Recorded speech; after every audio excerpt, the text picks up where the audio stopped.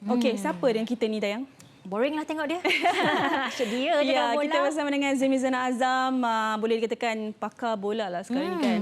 Macam-macam game dia dah cover. Betul. Memanglah pakar. Cakap tentang game yang kita highlightkan tadi lebih awal, pertemuan antara Selangor dan juga JDT yang Zul katakan akan berakhir dengan memihak JDT 6-0. Ya ke Zul? Ramalan tak tepat lah Zul. Tapi Apa mungkin ni? Zul boleh sentuh sedikit apakah faktor yang selain pada apa yang jurulatih dah sentuh, apakah faktor lain yang mungkin Zul nak emphasize kat sini? Mungkin peranan Khairul Azhan ataupun macam mana? Okey, first kali memang jangkaan saya meleset.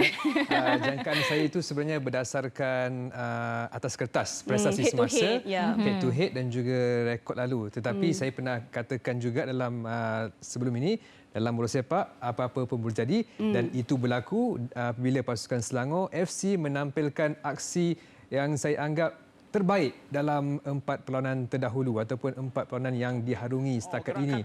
Tetapi apa yang dinyatakan oleh jurulatih Carsten Netzel bukan aksi terbaik di mana beliau sudah menjangkakan pasukan Selangor boleh meraih mata dan sebenarnya Netzel meletakkan sasaran untuk bawa pulang 3 mata penuh. Jadi saya puji apa yang dikatakan oleh Netzel ini di mana sebenarnya pasukan Selangor datang bukan untuk bertahan, datang untuk bermain dan itu dapat dilihat secara jelas.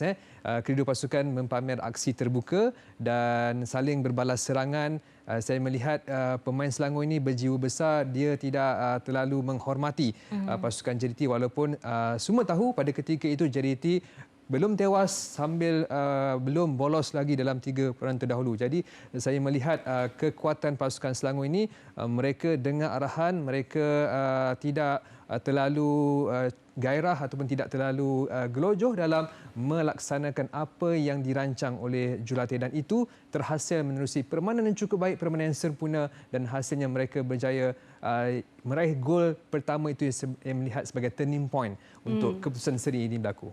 Alright, okey. Keputusan seri ni macam jadi satu perbualan lah untuk aksi pada malam Rabu. Okey, ada lagi satu perlawanan di antara Terengganu FC dan juga Melaka United.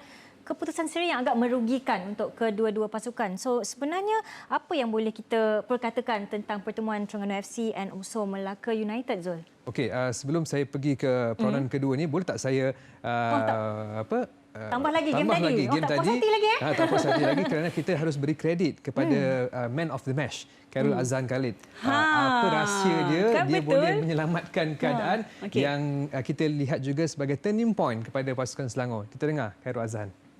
First sekali saya ucapkan kepada semua, terima kasih pada semua player bermain bermacam-macam pada malam semalam. Bukan saya saja yang terbaik, semua player Selangor first 11 tu yang dah bagi yang terbaik pada perlawanan semalam dan kita sedia maklum pasukan JDT pasukan yang terbaik di semua sudut. So kita dapat 1 poin di sana dah cukup baik kan. So player dah buat yang terbaik pada perlawanan semalam.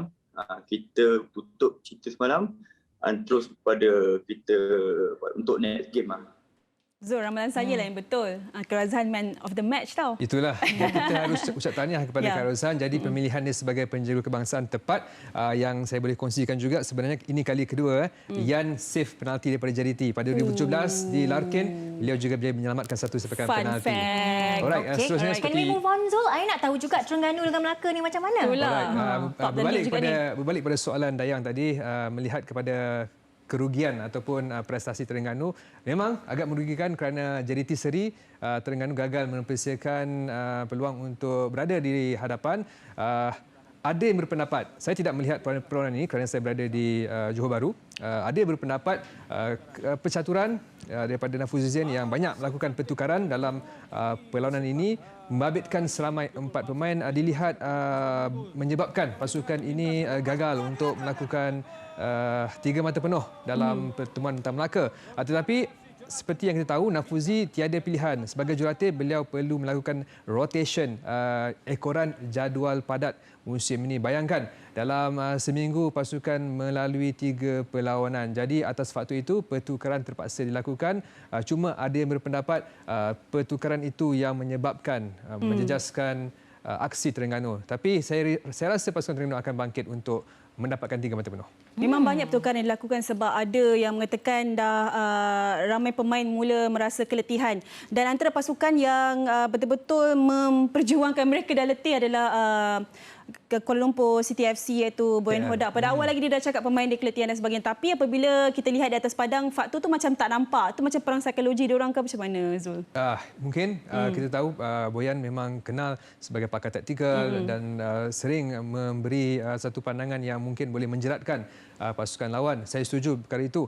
Dan saya melihat pasukan KL juga mengambil kesempatan di atas apa yang berlaku kepada pasukan Perak ini. Pasukan Perak saya melihat ada kelompongan di bahagian pertahanan, agak kurang menyelah gandingan Syarul Saad dan juga Syakir Hamzah dibolosi 3 gol. Mungkin lebih baik jika mereka ada import yang lebih berkualiti di situ, tetapi mungkin atas faktor keserasian pemain seperti apa yang dikatakan tadi, pemain dan juga jurulatih belum sesuai, belum dapat adapt dengan cara Chong Hifat yang baru dilantik sebagai jurulatih Perak menggantikan Mehmet Djokovic. Jadi saya rasa pasukan Perak masih mencari rentak dan perlu segera memperbaiki segala kelemahan yang ada. Macam kadang-kadang menjadi, kadang-kadang tak menjadi macam itulah Dayang. Alright, okay, since kita tak banyak masa, Zul, my question is very sweet and short. So Kedah lawan PJ City, Kedah boleh menang tapi skor sangat-sangat lambat. First goal dia orang, apa sebenarnya kekurangan yang ada pada pasukan Kedah ni sampai lambat juga nak skor?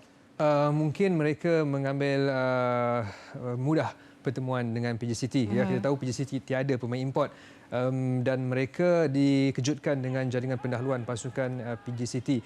Tetapi apa yang saya boleh katakan, pasukan Kedah kuat dari segi mental dan fizikal, berjaya memadam kebangkitan PJ City itu dengan kembalinya Badrul Batiar dalam pasukan Kedah, kembalinya prestasi mereka selepas dikritik hebat sebelum ini. Beliau menjaringkan 1 gol dan 1 assist. Selain kita juga harus memuji kelibat pemain seperti Fayad yang memberi dimensi baru kepada pasukan ini, permainan pasukan ini sejurus dimasukkan. Jadi saya kira pasukan Kedah, faktor lambat panas itu sentiasa berlaku, seperti pasukan Terengganu maupun JDT boleh kena awal tetapi mereka boleh bangkit. Jadi saya rasa pasukan Kedah masih di darasan tepat untuk meneruskan perjuangan dalam menghadirkan saingan perebutan kejuaraan musim ini. Okey, kita dah rasanya dah cover habislah untuk perlawanan pada Rabu. Terima kasih Zul Mizan Azam.